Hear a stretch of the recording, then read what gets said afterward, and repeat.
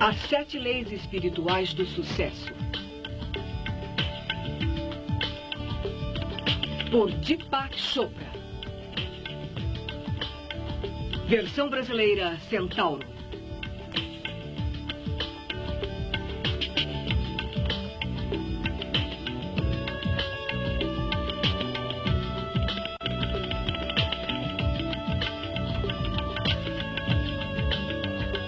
Somos os nossos desejos mais profundos.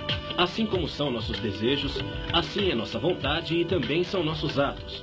Assim como nossos atos determinam nosso destino. O Dr. Deepak Chopra é um líder reconhecido no campo da cura e da mente do corpo. Trabalhou no Memorial Hospital da Nova Inglaterra e agora é diretor executivo do Instituto da Mente e do Corpo em San Diego, Califórnia. Autor de livros como Corpo Sem Idade, Mente Sem Tempo, A Cura Quântica e o Regresso de Merlin. Este programa se baseia no livro As 7 Leis Espirituais do Sucesso. E agora o Dr. Deepak Chopra. Obrigado. É um grande privilégio e uma grande honra dirigir-me a vocês no dia de hoje. O tema de hoje será As 7 Leis Espirituais do Sucesso. E vocês poderiam perguntar, por que o sucesso? Eu acho que é óbvio que o sucesso é um desejo universal. Não conheço ninguém que não deseje ter sucesso. Mas muita gente, embora queira ter sucesso, não tem uma noção muito clara e nem ao menos pode definir o que é o sucesso. Portanto, eu acho que deveríamos, antes de tudo, definir com muita clareza o que é o sucesso. Eu acho que o sucesso tem muitos componentes. O sucesso pode ser definido como o reconhecimento progressivo das metas terrenas. Os psicólogos e os cientistas já disseram que a mente humana, o sistema nervoso humano, é um organismo que busca metas. O sucesso também é a realização de nossos desejos. Porque temos um número de desejos, tipos distintos de desejos. Desejos materiais de riqueza. Temos desejos físicos, entre eles boa saúde, vitalidade, clareza de pensamento, uma sensação de energia. Temos desejos emocionais que incluem relações de amor. Também incluem a estabilidade psicológica, a tranquilidade e a liberdade de criação. Temos desejos espirituais, o que significa que reconhecemos que, em algum nível de nosso ser, há outra dimensão, que esta não é a única realidade. Isto que vemos, ouvimos, sentimos, saboreamos, cheiramos, não é só o que existe. Existe um eu mais elevado, e isso nós sabemos por intuição, e temos ânsia em nosso interior de querer tocar esta dimensão mais elevada de nós mesmos. Então, o sucesso inclui a realização de todos esses desejos também. E, por último, acredito que o sucesso é a expansão progressiva do estado de felicidade. Porque um homem pode ser um cientista maravilhoso, ser o homem mais rico do mundo e ainda assim ser uma pessoa totalmente desgraçada. E segundo nossa definição de sucesso, ali não poderia haver sucesso. Havendo definido o sucesso dessa maneira, acho que fica óbvio que se sairmos à rua e perguntarmos às pessoas se elas têm sucesso, de acordo com esta definição, descobriremos que são poucas as pessoas que têm sucesso. Por que isso acontece assim? Porque, de acordo com esta definição, encontraremos poucas pessoas que, na realidade, têm sucesso. Eu acho que a resposta é que nossa cultura, nossa doutrinação social e, inclusive, também a nossa história estabeleceram a ideia, ou nos deram a ideia, de que o sucesso depende de um trabalho árduo, depende de planos exaustivos, que depende de uma obstinada ambição. E esta é a ética com a qual nós fomos educados. E embora o trabalho árduo, os planos bem elaborados e a ambição, e o fato de conhecermos muitas pessoas com essas características possam nos ajudar a adquirir algo de sucesso material, há um preço muito alto a se pagar por isso. Há um alto preço por isso. E o preço é a hipertensão, as doenças cardiovasculares, os ataques cardíacos, os acidentes cerebrovasculares, os divórcios e as drogas. Por isso é que vemos que no caminho do sucesso, muitas pessoas sucumbem devido a problemas de saúde, ao câncer ou à morte, antes de atingir sua meta. Assim, acho que precisamos de uma nova abordagem ao sucesso, e é sobre esta abordagem que nós vamos falar. É novo, em certo sentido, mas, no entanto, é muito antigo.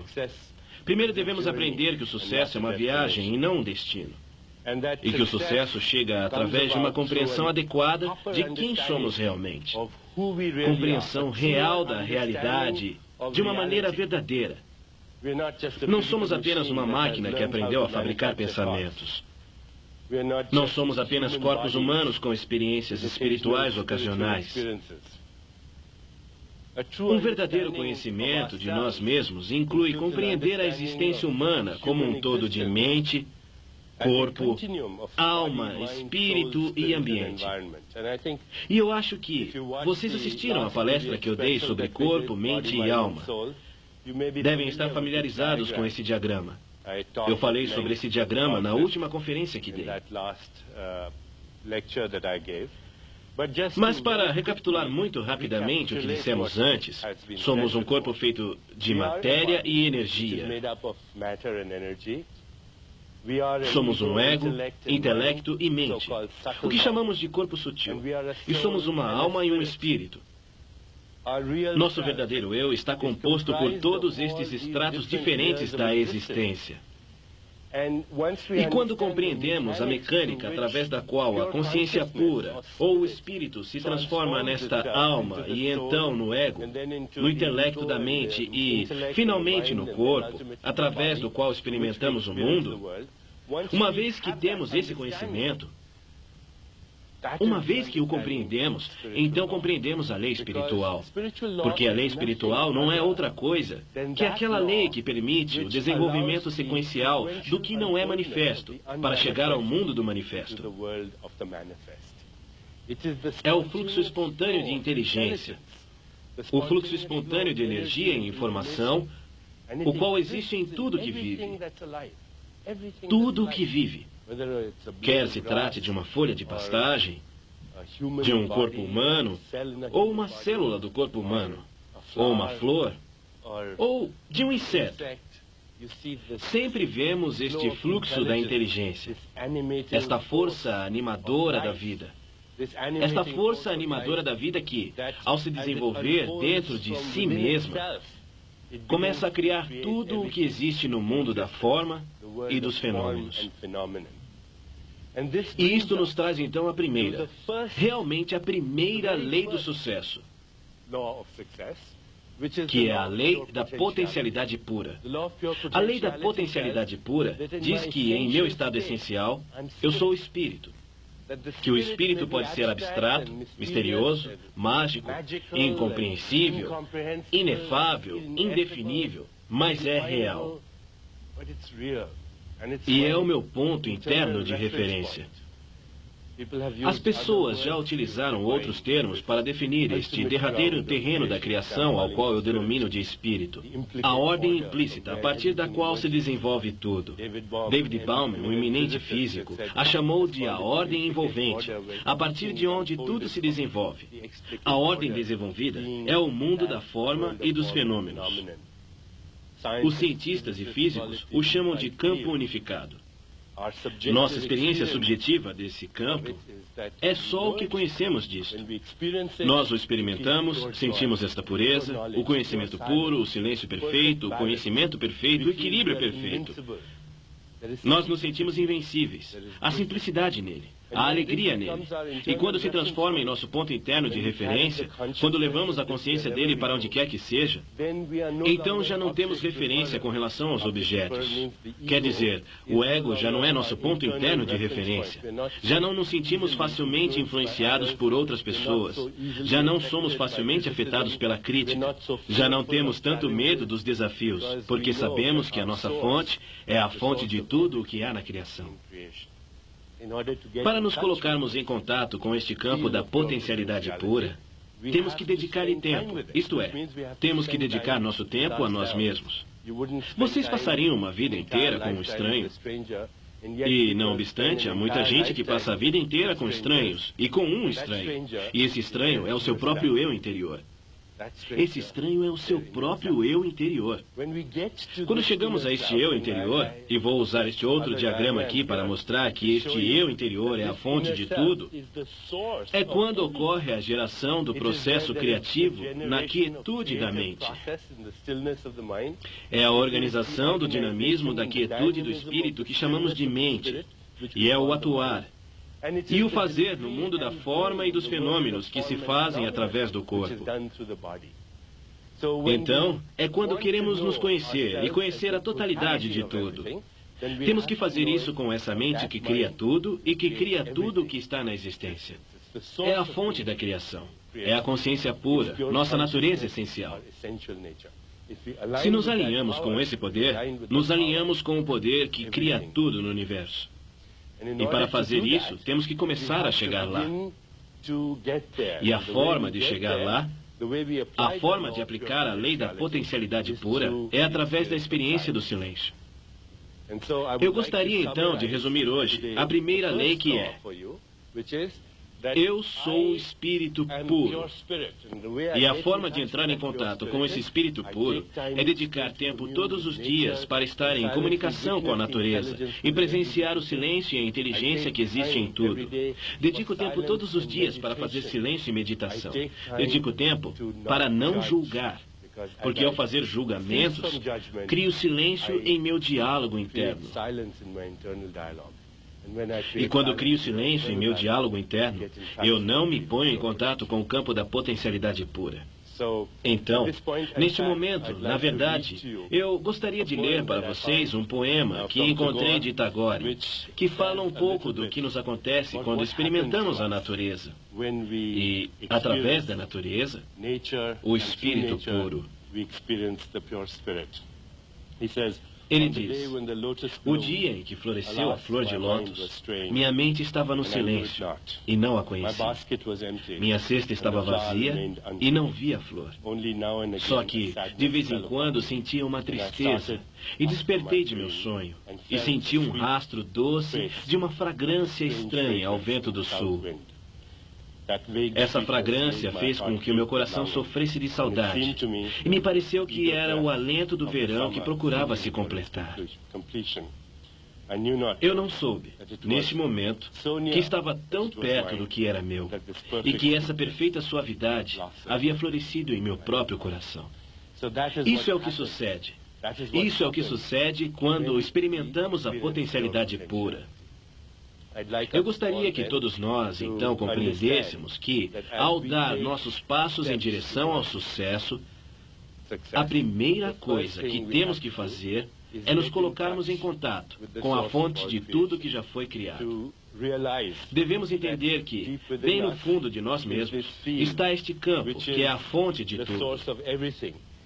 Neste nível nós somos... Neste nível dos não manifestos, somos o observador, o processo de observação e o observado. Somos a alma, o espírito, a mente, o corpo e o mundo. É por isso que os videntes dizem: não estou no mundo, o mundo está em mim. Não estou no corpo, o corpo está em mim. Não estou na mente, a mente está em mim. A mente, o corpo e o mundo estão juntos à medida que me desenvolvo e são criados várias e várias vezes. E ao reconhecer isso, posso fazer qualquer coisa. Então resumo a lei da potencialidade pura, reiterando mais uma vez as 3 maneiras pelas quais podemos entrar em contato com ela. Número 1, através da prática da meditação em silêncio. Número 2, através da comunhão com a natureza, porque é o mesmo espírito que tudo anima. É a mesma força unificada que está ali em tudo que vive. E, em terceiro lugar, praticando o não julgar. Desistir de tratar de definir e rotular tudo como bem ou mal, bom ou mal, porque é o esquema derradeiro. Como podem ver, o bom e o mal são aquilo que faz com que a vida seja uma experiência de contrastes com significado. São os polos dos contrários que criam a vida. Quer seja bom ou mal, luz ou escuridão, acima ou abaixo, calor ou frio, dor ou prazer. A vida se move dentro destes polos de contrários. E quando aceitamos isso, nos tornamos menos críticos espontaneamente. Deixamos de julgar. Já não temos o desejo de julgar os outros.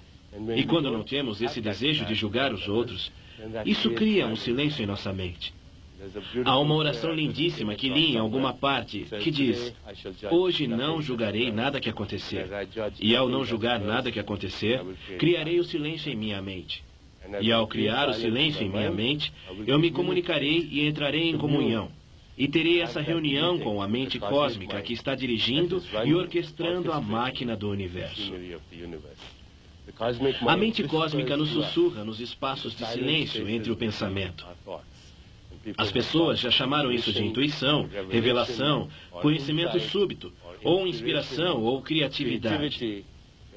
Há diferentes termos para dizer a mesma coisa, que estamos nos pondo em contato com o computador cósmico que dirige a diversidade infinita deste universo. Uma vez que reconhecemos isso, uma vez que temos o conhecimento experimental disso, nós nos damos conta de que não há nada no universo que não seja acessível para nós.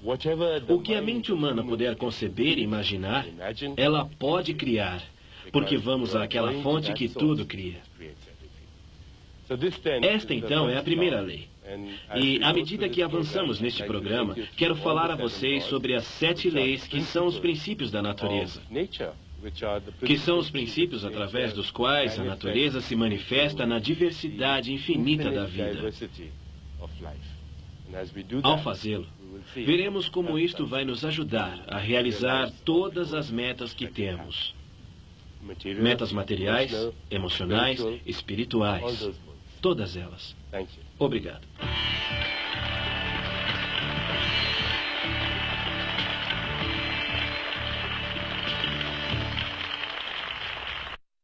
A segunda lei do sucesso é a lei do dar. E poderia ser chamada de a lei do dar e receber. Antes de entrar em detalhes, quero ler uma coisa que chegou através da sabedoria do poeta que citei anteriormente, Rabindranath Tagore, que fala sobre dar e receber, e diz: neste recipiente frágil, que você esvazia várias e várias vezes e enche com vida nova, esta pequena flauta de junco que você tem levado através das montanhas e através da qual tem soprado melodias eternamente novas, seus tons infinitos chegam a mim, unicamente nestas minhas mãos tão pequenas. Passam os tempos e você continua vertendo e continua tendo espaço para preencher. Então eu acho que ele expressa de maneira muito bonita que este universo no qual existimos funciona através do intercâmbio dinâmico. Que dar e receber são aspectos diferentes do fluxo de energia no universo e em nossa vontade de dar aquilo que buscamos. Mantemos a abundância do universo. Mantemos esse fluxo circulando em nossa vida. O próprio Jesus Cristo dizia: dai e recebereis. Se interrompermos o fluxo do dar ou do receber, interferimos com a inteligência da natureza. E a sua energia deixa de fluir do não manifesto para o mundo do manifesto. Assim, devemos continuar fazendo isso, porque no momento em que a gente o interrompe, é produzido um estrangulamento, é produzida uma coagulação, é produzida a morte, a deterioração, a morte da energia. O corpo humano é um mecanismo que capta a energia do universo, a faz circular e depois a devolve ao próprio universo. E a própria riqueza não é outra coisa que uma forma de energia.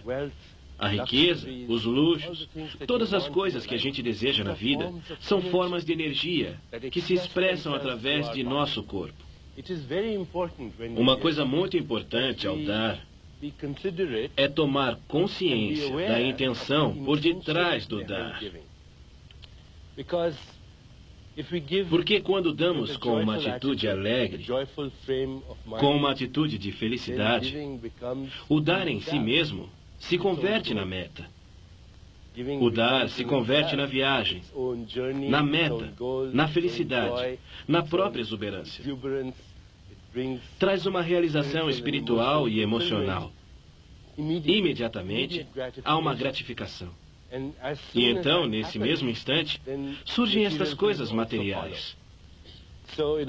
Para aplicar a lei do dar, vocês devem dizer a si mesmos, onde quer que vocês estejam, com quem quer que eu me encontre, trarei um dom, e também receberei com gratidão todos os dons e presentes que a vida tem para mim. Eu me comprometerei a manter a riqueza circulando em minha vida, dando e recebendo as coisas mais preciosas da vida. E quais são estas coisas mais preciosas da vida? Os psicólogos nos dizem que as necessidades humanas mais preciosas são o afeto, a atenção, o interesse, o apreço e o amor. Falaremos muito a respeito do amor posteriormente, mas acho que é muito importante reconhecer que a atenção, o afeto e o apreço são coisas que a gente busca e deseja com mais fervor. O efeito é tocar em alguém de uma forma amorosa. Em nossa sociedade, nós não nos tocamos suficientemente. Há pouco tempo, encontrei um estudo interessante realizado por um psicólogo europeu, que viajou por todas as partes do mundo, sentando nos cafés e vendo os casais para verificar com que frequência eles se tocavam. Na América Latina, em locais como San Juan e México, ele percebeu que o número médio de contatos táteis por hora era algo em torno de 180. Em Paris, o número médio de contatos era 90. Em Gainesville, Flórida, era 2. Depois ele foi para a Inglaterra e esperou. E não aconteceu nada. Nunca viu nada. Seguramente não deve ter acontecido nada. Ao tocar alguém com amor, a gente automaticamente produz a liberação de substâncias químicas curadoras no corpo. E há uma resposta fisiológica para isso. A gente se sente melhor porque se liberam alguns bioquímicos que, na verdade, são agentes químicos curativos. É importante nos tocarmos. É importante verbalizar, apreciar. Quer dizer, mostrar que a gente aprecia sinceramente algo de outra pessoa. E a atenção é escutar com todo o seu ser. Muitas vezes estamos planejando nossas respostas ao ouvir o que alguém está nos perguntando, ou, inclusive, antes que a pessoa termine. Nós não estamos escutando com a totalidade de nosso ser. De maneira que estas são as necessidades humanas mais importantes. Quando praticamos o dar nesta forma, iniciamos todo o processo de circulação em nossa vida. A lei que vem a seguir é a lei do karma. As pessoas têm muitas ideias equivocadas sobre o karma, especialmente no Ocidente. Karma é uma palavra em sânscrito que simplesmente significa ação e escolher. Nós fazemos opções. Em nosso estado essencial, sempre estamos fazendo opções. Estamos fazendo isso sempre. Algumas dessas opções nós fazemos de forma inconsciente. E outras nós fazemos de forma consciente. Mas mesmo assim, nós fazemos opções. Estamos fazendo opções de forma infinita. Neste momento, há um número infinito de opções que eu posso fazer. Então, a lei do karma diz que, embora em cada momento de nossa vida tenhamos uma infinidade de opções à nossa disposição, há apenas uma opção entre todas elas que é provavelmente a mais evolucionária, a mais gratificante, a mais importante, a opção mais correta. Essa decisão é karmicamente correta. Essa decisão é karmicamente evolucionária para todos. Significa que essa opção me trará felicidade e que essa opção trará felicidade a todos os demais que serão afetados por essa opção. Assim, essa opção trará alegria e satisfação para mim e, simultaneamente, trará alegria e satisfação para todos aqueles que são afetados por ela. É karmicamente a opção mais apropriada. Então, a lei do karma diz que toda ação gera uma força de energia que regressa para nós na mesma forma. Esta é a base da expressão, colhemos tudo o que semeamos. E quando atuamos trazendo felicidade e sucesso para os demais, o fruto de nosso karma é felicidade e sucesso para nós. O fruto do karma é sucesso e felicidade para nós. Se vocês desejam ajudar e ser ajudados, é a mesma coisa. Se desejam apreço, como dizíamos antes, então é preciso dar apreço aos outros. Se desejam felicidade, aprendam a dar felicidade aos outros. Se desejam prazer, aprendam a dar prazer aos outros. Se desejam dinheiro, então ajudem alguém a ganhar dinheiro. Isso é o que significa fazer ou tomar uma decisão que seja correta sob o ponto de vista kármico. Como se faz isso? A natureza nos deu um sistema assombroso de inteligência. Eu acho que atualmente vocês têm ouvido falar do termo inteligência emocional.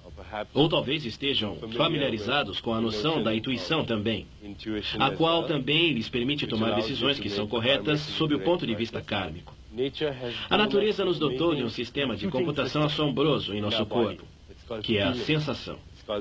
É a sintonia fina da sensação. E nesse nível mais fino de sensação em nós, há um sistema de computação que vai muito mais além do que existe dentro dos limites da racionalidade. Porque este sistema de computação é o enlace com os espaços entre os pensamentos. Eu já mencionei isso anteriormente. É o enlace com o computador cósmico, que é um campo de correlação infinita, de possibilidades infinitas. O que significa correlação infinita? Significa que existe a capacidade nesse sistema de fazer uma infinidade de coisas e, ao mesmo tempo, criar acontecimentos para poder cumprir com o desejo. Simultaneamente. O corpo tem esta inteligência. O corpo humano pode pensar, pode tocar instrumentos, pode matar bactérias, pode eliminar toxinas, pode fabricar um bebê. Tudo isso ao mesmo tempo. E enquanto faz isso, está monitorando o movimento das estrelas. E incorpora esse ritmo cósmico dentro de seu próprio ritmo biológico. Não há nenhuma inteligência dentro do pensamento racional que possa fazer isso, porque o pensamento racional é linear, enquanto que isto é contextual, relacional, intuitivo, sábio. E é uma inteligência que leva tudo em conta. Por isso eu lhes dizia que é contextual, que leva tudo em conta. Não tem uma orientação onde haja o que perder e onde haja o que ganhar. Não acredita na causa e no efeito linear, porque envolve todas e cada uma das células de nosso corpo. Tem isso, tem essa capacidade de computação. E como temos acesso a eles? Somente escutando as mensagens de nosso corpo. Existem somente dois tipos de mensagens que chegam ao nosso corpo, pelo nível mais fino das sensações. Um é uma mensagem de conforto e o outro, uma mensagem de desconforto. Um é uma mensagem de prazer e o outro, uma mensagem de desprazer, para definirmos de uma maneira bem simples. Quando dizem que alguém é muito intuitivo, é porque essa pessoa escuta as mensagens que o seu corpo está mandando. É um alto sentido de percepção. Essas pessoas podem sintonizar esse alto nível de sensação. Assim, se vocês quiserem aplicar a lei do karma, a primeira coisa que devem fazer é cultuar a inteligência corporal. Realmente é preciso ser um bom animal. Cultuar a inteligência corporal, escutar o que o seu corpo lhe diz. Quando estiver diante de uma opção, pergunte ao seu corpo, devo fazer isto? E se seu corpo lhe enviar uma mensagem de aceitação, então está correto karmicamente fazer isso. Você pode pensar que o coração é muito brando ou sentimental, e você será guiado de maneira errônea, especialmente se estiver tentando chegar a um acordo com alguém ou tratando de negociar alguma coisa. Mas na verdade não é assim. Uma vez entrevistei um homem de negócios muito bem sucedido no Japão que havia amealhado durante a sua vida mais de 250 bilhões de dólares. Ele era o antigo fundador da corporação Sony, o primeiro fundador e presidente da corporação Sony. Perguntei a ele se havia ido à escola de administração de Harvard. e descobri que ele não havia frequentado nenhuma instituição de estudos avançados de negócios. Ele dizia que quando tinha que fazer um negócio, perguntava ao seu corpo. Ele dizia que praticamente comia o contrato, e se lhe desse indigestão, cancelava o negócio. E quando se sentia bem, prosseguia e o completava. Assim, aqui em seu corpo, particularmente nesta área conhecida como coração, considerando que o coração não é apenas uma bomba, mas um órgão inteligente e sábio, está esse sistema de computação. Pergunte a ele e leve essa decisão do nível subconsciente ao nível da mente consciente, ouvindo o coração. Observe sua decisão. Cada vez que tomar uma decisão sozinho, observe. Não é preciso analisar, não é preciso mencionar, não é preciso definir, não é preciso descrever. Basta apenas observar. Ao observar seu coração, você o leva do reino do subconsciente ao reino da mente consciente. O segundo passo é dado à medida que se observa esta decisão também.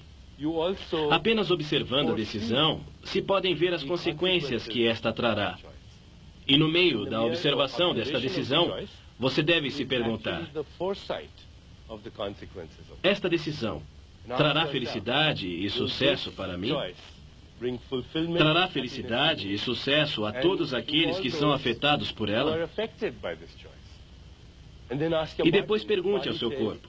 Se ele disser sim, então é a decisão correta. Se disser não, então não é a decisão correta. E sabem, já conheci muitas pessoas que resistiam, a princípio, porque pensavam: bem, eu vou perguntar ao meu coração todas as coisas e nunca vou tomar uma boa decisão de negócios. Mas não é bem assim. Não é verdade. Porque o coração não é sentimental.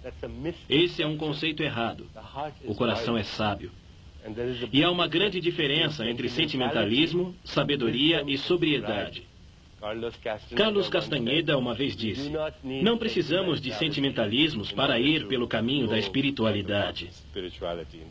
Na verdade, ele disse: cuidem-se dos que apregoam seu despertar, porque não despertaram nada.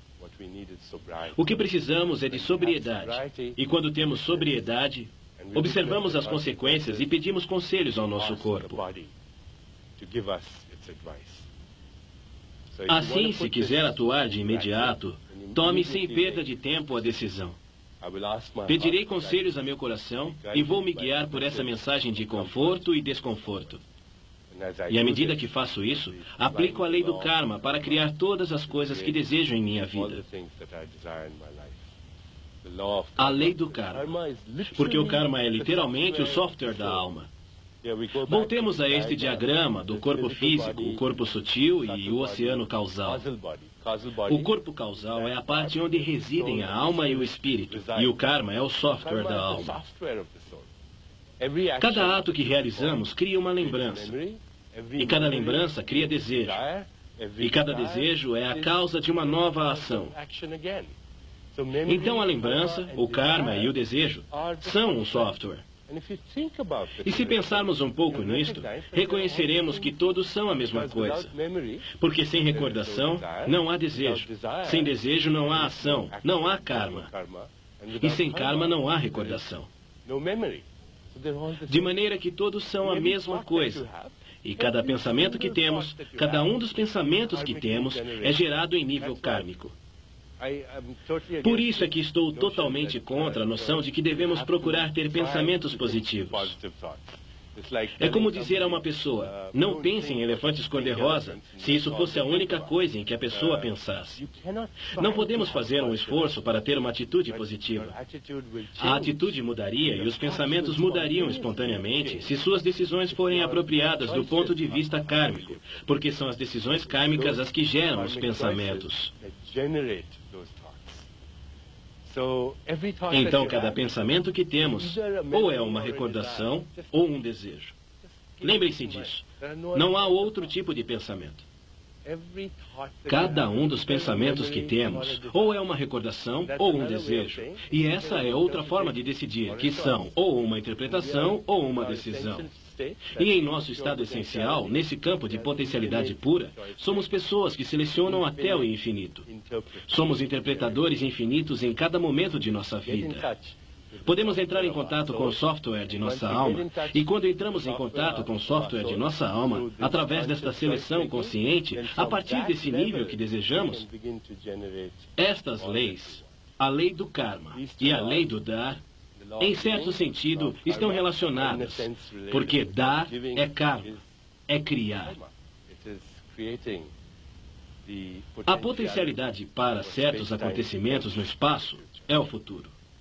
Neste ponto, vamos fazer uma pausa por alguns minutos. Pensem nisto um pouco e depois continuaremos com as outras leis do sucesso.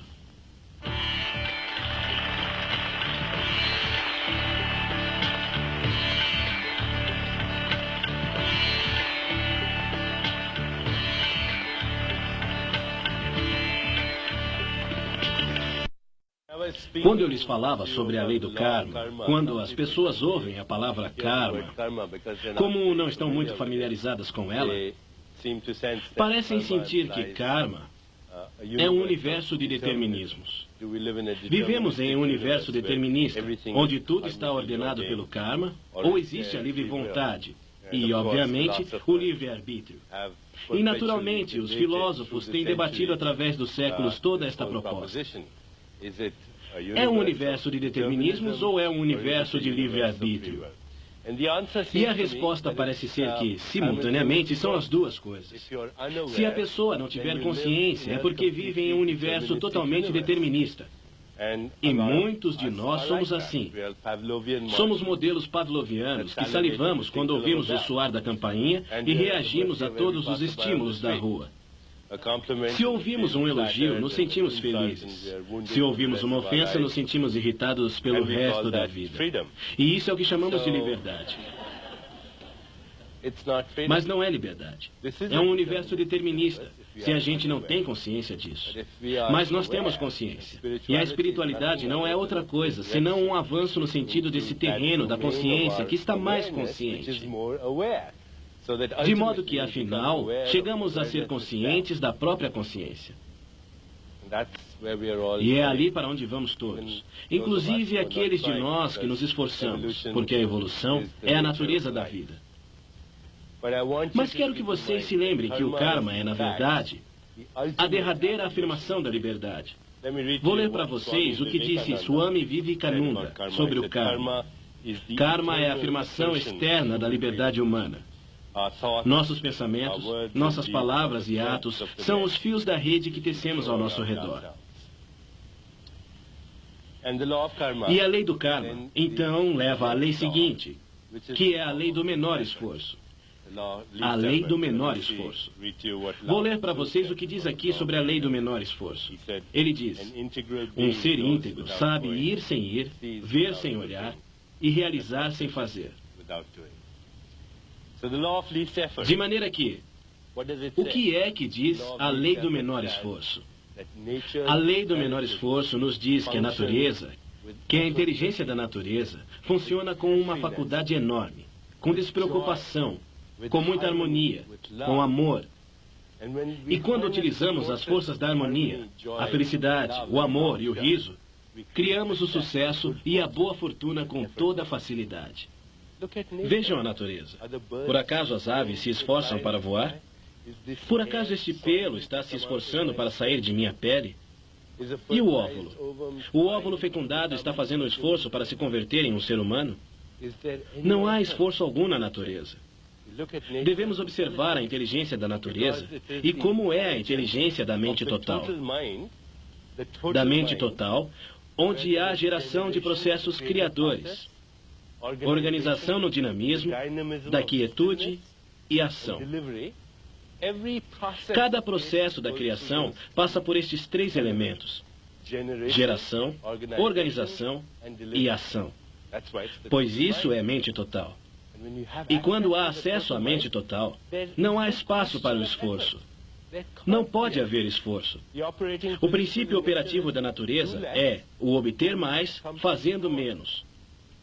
E somos sistemas alimentados com pouca mente, pois não fazemos nada e conseguimos tudo. Observem lá fora. Está sucedendo com essa espontaneidade, com esta prosperidade, com essa harmonia, com esse fluxo sem atrito da inteligência, da informação e da energia, que está dirigindo tudo simultaneamente. De maneira que a lei do menor esforço é uma lei natural muito importante. É o oposto total da lei que vemos operando hoje em dia em nosso universo. Do trabalhar arduamente, da ambição, de fazer planos minuciosos, de estarmos apoiados na certeza do conhecido.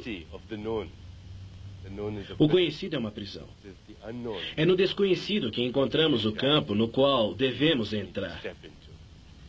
Então, uma vez mais, como colocamos em prática esta lei? Como pomos para funcionar a lei do menor esforço? Existem 3 princípios fundamentais que devemos praticar a fim de pôr para funcionar a lei do menor esforço. O primeiro é o de praticar o princípio da aceitação. A aceitação significa que eu posso criar o futuro, posso revisar o passado, mas este momento é o que eu devo aceitar tal como é. Seja como for, porque todo o universo conspirou para criar este momento. E, portanto, este momento é precioso. E assim, tenho minha atenção posta neste momento. Estou literalmente na presença dessa mente total que está dirigindo a infinidade do universo. Também significa que se as coisas não saem como eu quero neste momento, eu simplesmente abro mão. Deixo de lado minhas ideias do que deveriam ser as coisas, porque o universo está pensando outra coisa. Eu renuncio, me entrego a este momento, e dessa forma aceito as situações, as pessoas, as circunstâncias, tal como são, e não como eu gostaria que fossem. Mas claro que posso criar o futuro de todas as maneiras. O segundo princípio é o da responsabilidade. Responsabilidade sem culpa. Da responsabilidade sem vergonha. A palavra responsabilidade, na verdade, significa capacidade para responder. E quanto mais criadoras as respostas a cada desafio da vida, mais responsável é a pessoa. Em cada momento da vida, há certas coisas que as pessoas rotulam como problemas, quando, na realidade, são importantes desafios para acreditar, para evoluir e, inclusive, para obter o benefício material. Se rotularmos cada problema que temos como uma oportunidade, esse fato isolado pode mudar nossa vida. E a responsabilidade significa pôr-se em contato com os sentimentos, com as emoções no momento em que ocorrem e tal como ocorrem. O renomado psiquiatra David Viscott, Dr. David Viscott, tem um paradigma excelente com o qual explica tudo isso. Ele diz: a vida se move dentro do prazer e da dor. E quando nós não nos confrontamos com a dor, no momento de enfrentá-la ou de sofrê-la, não a entendemos, não a liberamos, não a aceitamos. Então nós a encerramos em nosso corpo. E essa dor recordada se manifesta mais adiante, na forma de ira, de hostilidade. Essa dor recordada pode ser prevista no futuro em forma de ansiedade, de terror. E essa mesma dor, quando se dirige novamente para nós mesmos, é experimentada na forma de culpa. E todo o esgotamento de energia que ocorre em todas estas coisas se traduz em depressão, em ira, em hostilidade, em temor. E prever a desgraça, a culpa, a depressão, são os problemas que surgem quando não nos colocamos em contato conosco. E ao nos colocarmos em contato conosco, presenciando conscientemente a dor que estamos sofrendo, estamos nos comportando de maneira responsável. A responsabilidade é a capacidade de nos entregarmos à dor, assim como ao prazer. A vida se move entre estas margens todo o tempo. E esse não é o problema. O problema é ficarmos atolados em alguma das margens. A responsabilidade, portanto, também é a afirmação de nossa própria liberdade. Ninguém pode me magoar a menos que eu dê autorização para que o façam. E depende de mim. Se meu ponto interno de referência é meu ego, é isso que está aqui. Se este é meu ponto interno de referência, como Castanheda disse em um dos livros, isso fará que seja necessário para mim permanecer ofendido pelo resto de minha vida. Mas se meu ponto interno de referência é este, então ninguém tem permissão para me magoar de maneira alguma. O terceiro componente da lei do menor esforço é a prática de renunciar à necessidade de defender o ponto de vista. Falta de defesa. Não significa que eu não tenha um ponto de vista. Na verdade, eu sou um ponto de vista. Mas quando perco a necessidade de defender meu ponto de vista, então eu me torno invencível. O segredo da invencibilidade é a falta de necessidade de defesa. Se vocês lerem os Yoga Sutras de Patanjali, um texto antigo de yoga, e como eu lhes disse anteriormente, a palavra yoga vem da mesma raiz da palavra latina yoga, que significa unificar a experiência do corpo, mente, alma, espírito e ambiente. Então vocês verão que é dentro deste marco de unidade que a invencibilidade provém da falta de necessidade de defesa. Há um sutra que diz: quando não estamos firmemente aferrados à defesa, todos os seres que nos rodeiam deixam de sentir hostilidade, porque não há nada o que atacar. Muito bem, vamos resumir a lei do menor esforço. A lei do menor esforço diz que tudo o que há na natureza sucede de maneira espontânea, fácil, sem atrito, com alegria, com despreocupação e com facilidade, com riso. E se quisermos nos alinhar com essa inteligência, então devemos praticar a responsabilidade. Responsabilidade por nossa situação e pelos acontecimentos que consideramos problemas. Hoje, minha consciência permanecerá estabelecida na aceitação, na responsabilidade e na falta de necessidade de defesa. Vamos continuar com a próxima lei. A próxima lei é a lei da intenção e do desejo. O desejo é a criação. Vou ler para vocês uma parte dos textos antigos sobre esta lei da intenção e do desejo.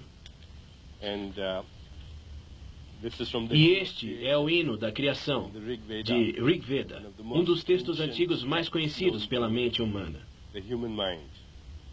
Ele diz: no princípio estava o desejo, que foi a primeira semente da mente. Os sábios, ao meditar, em seu coração descobriram, pela sabedoria, a conexão entre o existente e o não existente. De maneira que o desejo é a conexão entre o que existe e o que não existe. E não obstante, temos recebido influências de muitas pessoas em nossa vida que nos disseram: o desejo é bom, é mau. Nada disso. É a mecânica da criação. O desejo é potencialidade pura que está buscando manifestação. Se não houvesse desejo, este seria um universo unicamente de possibilidade eterna, mas sem nenhuma manifestação.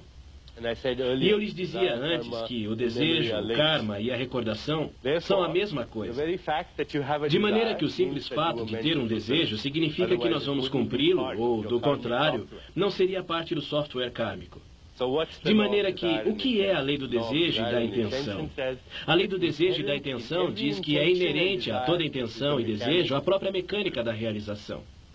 O desejo é o campo da potencialidade pura. Tem um poder organizador infinito, uma correlação infinita. E quando se introduz uma intenção no campo da potencialidade pura, no terreno fértil da potencialidade pura, pomos em movimento este poder infinito de organização a nosso favor. A intenção é uma força poderosa, mais poderosa que a força da gravidade, mais poderosa que o tempo, mais poderosa que o magnetismo ou a energia. E ela é poderosa porque põe em movimento todas essas coisas. Mas devemos saber como pôr em funcionamento essa lei. A forma como o desejo funciona é que se o desejo vem do nível do ser puro, vem do nível da potencialidade pura, do nível do silêncio puro. A gente entra nesse silêncio e introduz o desejo no campo desse silêncio. A gente permanece como referência a si mesmo, quer dizer, tirando o ego para que não seja o ponto interno de referência. Então a gente pode colocar esse desejo nesse campo e deixar que o universo se encarregue dos detalhes. É isso que acontece quando se faz corretamente, e as pessoas estudaram isto e o denominaram de deficiência fisiológica. No outro dia, eu li um livro, provavelmente vocês já terão ouvido falar disto, A Filosofia Perene de Aldous Huxley. E Huxley fala sobre a inteligência fisiológica e diz algo sobre alguém pensar e desenvolver uma certeza de que no próprio desejo está a mecânica da criação. Que no próprio desejo está todo o processo. Todo o processo através do qual se orquestra tudo. Vocês já ouviram falar da coincidência com o significado da sincronização? A sincronização ocorre quando há várias coisas simultaneamente para se cumprir com uma intenção. A coincidência quer dizer que muitas incidências sucedem ao mesmo tempo para realizar esta pequena intenção que vocês tiveram. A intenção e a atenção são as duas qualidades inerentes a esse campo da consciência. Para este computador cósmico, a atenção é energia. Intenção é informação. Intenção é do que é feito o mundo. Pois a energia é informação para realmente tomar consciência das qualidades da consciência, da atenção e da intenção. Podemos assentar as bases para fazer qualidades de todos esses desejos. Aplicamos esta lei de intenção e desejo, fazendo uma lista de todos os nossos desejos. Depois pegamos essa lista e a entregamos ao ventre da criação, lembrando que devemos praticar a consciência do momento presente. Este momento tal e como deveria ser. Eu vou citar Aldous Huxley, porque quero ler. Porque Aldous Huxley dá um exemplo muito claro da inteligência fisiológica, que diz que está presente e que tem um poder organizador infinito. E essa inteligência fisiológica pode fazer o que nós quisermos. Eu estou procurando a citação. E o que ele disse foi: só bastará olhar. Por exemplo, um papagaio que esteja tentando imitar os sons humanos. Como ele faz isso? Como é que um papagaio aprende a imitar sons humanos? Alguma pequena intenção desse pequeno cérebro, que é do tamanho de uma ervilha, põe em movimento uma infinidade de acontecimentos de tempo e espaço. Tudo isso para poder imitar a voz humana, que exige que se tenha cordas vocais, dentes, língua, córtex cerebral, córtex neural. Como é que isso acontece? É através da intenção. Um papagaio com o cérebro do tamanho de uma ervilha consegue fazer isso. Nós estamos fazendo isso o tempo todo. Quando andamos de um lado para o outro, vocês entendem a complexidade disso? Se vocês tomassem consciência de cada um dos músculos que precisam ser relaxados, que precisam ser contraídos para podermos andar, nunca poderiam andar, porque a mente ficaria completamente obnubilada ao pensar em tudo isso. Qualquer função fisiológica que vocês possam pensar, metabolizar uma molécula de açúcar, por exemplo. Para isso se requer um poder organizador infinito. A célula tem que enviar imediatamente ordens por meio do pâncreas para que comece a secreção de insulina. Ela envia ordens também para que o pâncreas comece a secreção interna para o cérebro, para que comece a secreção de hormônios do crescimento. É preciso orquestrar tudo e toda essa sinfonia. Mas é que a célula é uma entidade consciente. E se a célula do corpo pode fazer isso, por que nós não podemos? Sim, podemos. Porque a totalidade que nós somos é o conglomerado. É a totalidade de todas estas células muito inteligentes, que já sabem como realizar seus desejos. E o mundo que está lá fora é nosso corpo ampliado. Se você está familiarizado com o marco da mecânica quântica, sobre a qual nós já falamos tantas vezes, então irá perceber que não existem limites definidos de nosso corpo. Estamos conectados, de forma inseparável, com os padrões de inteligência do cosmos. Quando soltamos nossa intenção ali, deixamos que esta mente cósmica orquestre a infinidade de acontecimentos de tempo e espaço para obter o resultado que pretendemos.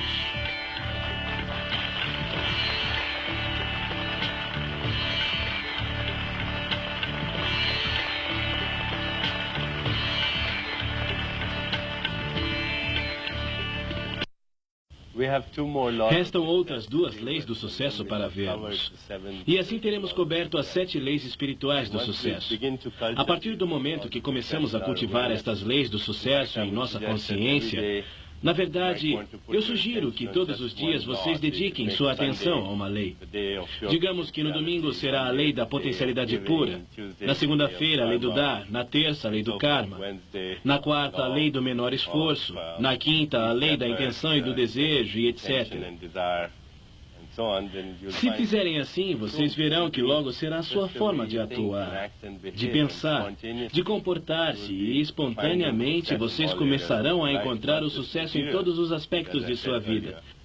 Não apenas na parte material, mas como eu disse antes, na parte espiritual, psicológica, emocional. E será muito fácil. Será uma coisa que não dará trabalho.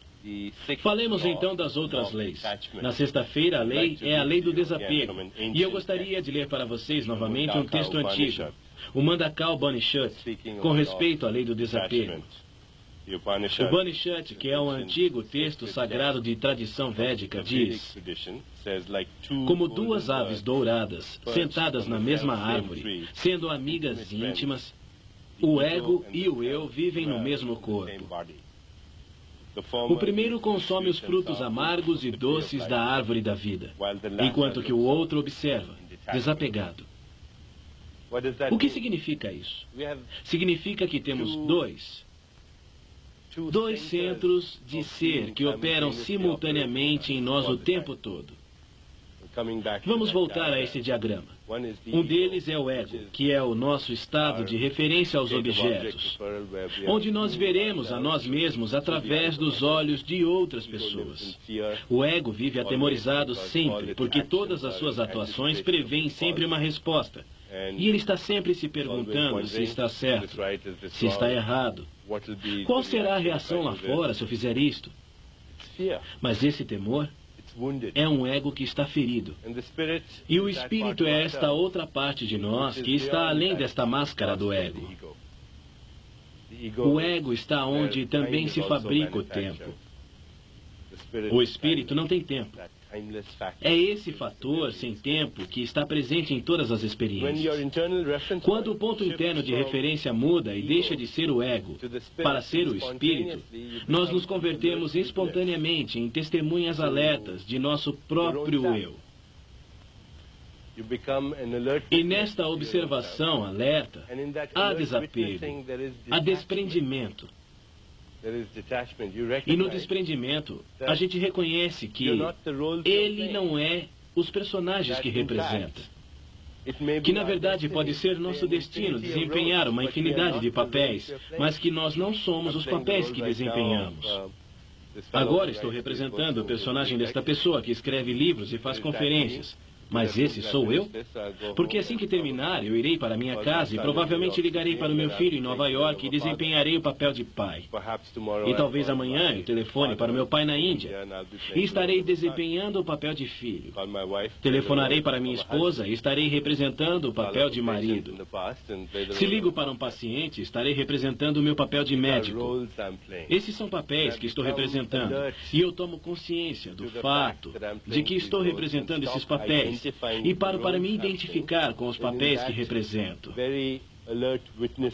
E é nesta forma tão alerta de observar que se produz o desapego espontâneo que cria nosso sucesso. Todo mundo é dado a acreditar que a gente precisa se aferrar à meta. A resposta é não. Precisamos ter uma meta, mas também precisamos ter o desapego, o desprendimento. Significa que eu devo estar orientado no sentido do processo, não orientado no sentido do resultado. Significa que eu vou por este caminho porque quero chegar lá. Mas se eu não chegar lá, não importa, porque este é o caminho no qual eu quero andar. E à medida que eu percorrer este caminho, eu me sentirei feliz, exuberante, pleno de exaltação e êxtase. E isso é o desapego. Então, no desapego está a sabedoria do que pode chamar-se somente de incerteza. A incerteza é muito livre, porque a incerteza cria a liberdade com respeito ao passado. E o que é o passado? O passado é a prisão do desconhecido, a prisão do condicionamento passado. Se a vida estivesse repleta de certezas o tempo todo, eu seria completamente prisioneiro. Na verdade, a maioria das pessoas está prisioneira. Isso é aborrecido, é mundano, é trivial. Ao ter o desejo de entrar no terreno do desconhecido, entramos no campo de todas as possibilidades. Estamos renunciando. Estamos nos entregando à mente criadora que orquestra a dança do universo. Dessa forma, nós nos afastamos do temor e da insegurança e da necessidade de certeza. A necessidade de certeza é só a necessidade de ter segurança, a qual se baseia em nosso passado. De maneira que não é o desconhecido que temos que temer, é o conhecido que devemos temer, se é que existe algo a temer. Se vocês desejarem aplicar a lei do desapego, então na vida vocês devem dizer a si mesmos: hoje mesmo eu me comprometerei com o desapego. Incluirei a incerteza como um fator, como um ingrediente essencial de minha experiência. Quanto mais incerto for o meu dia, mais felicidade ele vai criar para mim. Na verdade, no ano passado, no Ano Novo, quando comemorávamos com nossa família, como fazemos todas as noites de Ano Novo, a família se reuniu. Meus filhos têm ouvido isso há muito tempo. Eles foram criados com esse conhecimento. Depois de comemorar, tomamos alguns minutos para examinar em silêncio nossas consciências, examinar nossos desejos e nossos sonhos para o Ano Novo. Eu vi que o meu filho demorava muito pensando, então, quando ele finalmente abriu os olhos, eu perguntei: conte o que você pediu. Então ele disse: eu pedi à mente criadora do universo que fizesse com que este ano fosse incerto, mais ainda que o anterior. Foi muito engraçado. Aplica-se a lei do desapego, incluindo o fator da incerteza. É um envolvimento com paixão, mas com desprendimento. Um envolvimento com paixão, mas com desprendimento. Um envolvimento desapaixonado. A segunda coisa que eu devo fazer é entrar no campo das possibilidades infinitas o tempo todo. E isso se consegue fazendo com que cada momento seja um campo de possibilidades infinitas. E ao fazerem isto, vocês verão que existem coisas que aconteceram e que nunca foram previstas. Napoleon Hill, uma das maiores autoridades com respeito ao tema sucesso, talvez vocês conheçam o seu livro. Ele dizia: o que é a boa sorte? A boa sorte não é outra coisa senão a oportunidade e o estar preparado. E eu não vou poder estar preparado se estiver atolado no conhecido. Eu só posso estar preparado se tiver me entregado ao desconhecido. Porque o conhecido é um marco rígido de pensamento. Continuemos com a última lei do karma. A lei do karma, que também se conhece como a lei do propósito da vida. Vou ler para vocês em seguida algo a respeito da lei do karma. Isto eu tomei de Khalil Gibran, que diz: quando trabalhamos, somos uma flauta. Através de nosso coração, o sussurro se converte em música. E o que é o trabalhar com amor? É tecer o tecido com fios retirados do coração, como se o ser amado fosse usar esse tecido. A lei do karma, que é a lei do propósito da vida, tem 3 componentes. O primeiro componente é que cada pessoa que está viva, cada ser humano que está vivo, tem um dom exclusivo, um talento especial que dar às outras pessoas. Quando combinamos esse talento exclusivo com o serviço aos outros, experimentamos a exaltação e o êxtase de nosso espírito, que é a meta final de todas as metas. Então a lei do karma diz que cada pessoa viva pode fazer algo de uma certa maneira que é melhor do que qualquer outra pessoa pode fazer. É uma coisa que vocês podem fazer, e vocês têm uma forma muito especial de fazer, que é melhor do que qualquer outra pessoa pode fazer. E todo mundo tem isso, porque esse universo, com sua perfeição, não tem peças de reposição. Ele está completo e perfeito em sua totalidade. E ao aplicar esse talento exclusivo, essa forma exclusiva, há uma sintonia que o acompanha. Nós perdemos a noção do tempo. Nós escapamos dessa consciência limitada pelo tempo e entramos no terreno da consciência sem tempo. Experimentamos a mente sem tempo, a mente que gera, orquestra e atua. A mente que administra esta maquinaria do universo sem tempo, eterno, sem começo, sem fim. Só aquilo que tem princípio pode ter fim. Assim, quando vocês expressam seu talento único, quando estão na lei do karma, experimentam o êxtase, a bonança, a bem-aventurança. Não importa qual seja a sua atividade. Pode ser futebol, pode ser cozinhar, pode ser cuidar das crianças. E vocês sabem que algumas mães estão no karma e outras não estão.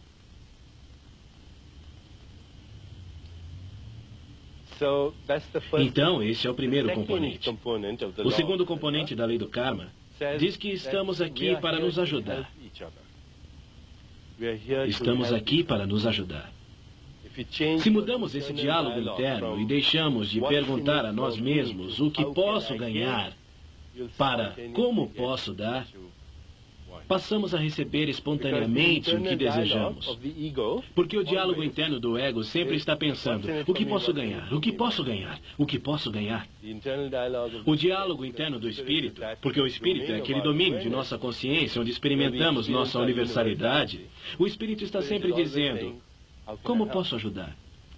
E, inclusive, ao perguntar isso, ao perguntar como posso ajudar, você está obtendo tudo o que pode obter. Esse é o segundo componente da lei do karma. E o terceiro componente da lei do karma é experimentar nosso eu superior.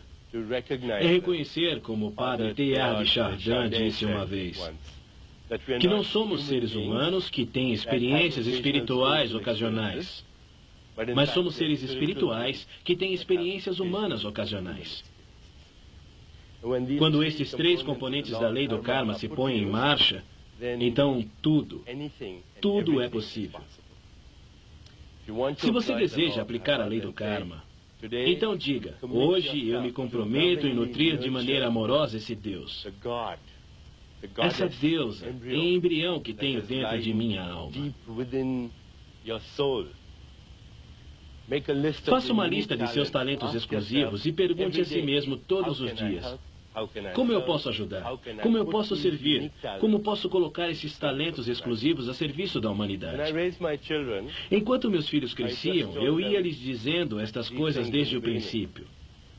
Eu dizia aos meus filhos, eu não quero que pensem em ganhar muito dinheiro. Não quero que vocês pensem em tirar as melhores notas no colégio ou ir às melhores universidades. Só quero que me digam o que é que vocês realmente gostam de fazer. O que vocês desfrutam fazendo e como podem pôr isto a serviço da humanidade.